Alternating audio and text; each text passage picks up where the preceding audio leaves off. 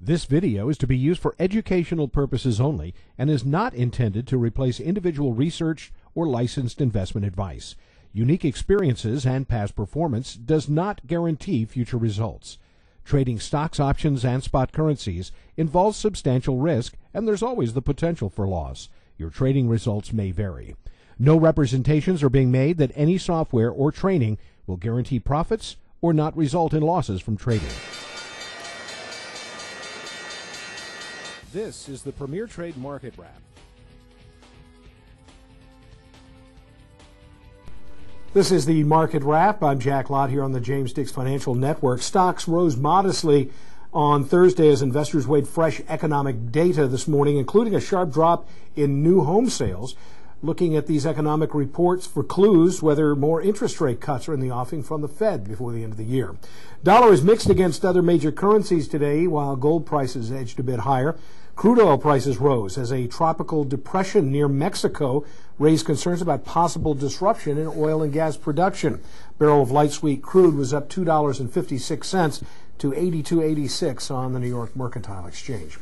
Commerce Department reports that the U.S. economic growth accelerated in the second quarter to the fastest pace in more than a year. After growing just 0.6% in the first quarter, real GDP increased at a 3.8% annual rate during the June quarter. That's less than last month's estimate of 4%. First-time applications for unemployment benefits fell by 15,000 in the latest week to 298,000. That's the lowest since the weekend of May 12th. Sales of new homes dropped 8.3% in August to a seasonally adjusted annual rate of 795,000, slowest sales since June 2000.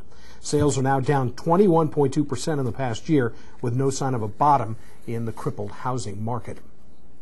The inventory of unsold homes fell by 1.5% to 529,000. That's the fifth straight decline as builders struggled to bring their inventories down. Inventory represents an 8.2 month supply at the August sales pace. That's the highest since March.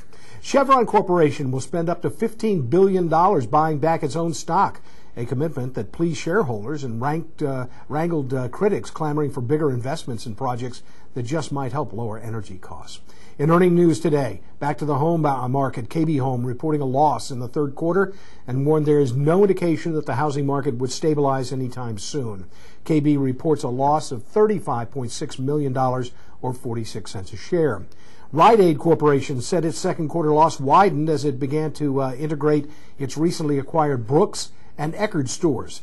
Rite Aid said its loss attributed to the common shareholders was $78.2 million or 10 cents a share for the quarter. Analysts predicted a loss of 6 cents. Vail Resorts reporting a loss of $34.3 million or 88 cents a share compared with a loss of $31.3 million or 80 cents a share in the year-ago period. And McCormick said net income rose to $56.8 million or 43 cents a share. Analysts expected 43 cents. Scheduled economic reports on Friday include personal income, consumer spending, the Chicago PMI, construction spending, as well as the Consumer Sentiment Report. Scheduled earnings reports, As Inc., Concord Camera, Lightpath Technologies, Bravo Foods International, AMF Bowling, and Fonar Corporation. And stocks in the news today. AMR Corp wrote to the board of the parent of American Airlines urging the company to consider strategic alternatives that it said would boost shareholder value. Microsoft announced it sold about $170 million worth of its Halo 3 video game in the 24 hours after the Xbox 360 game went out on sale.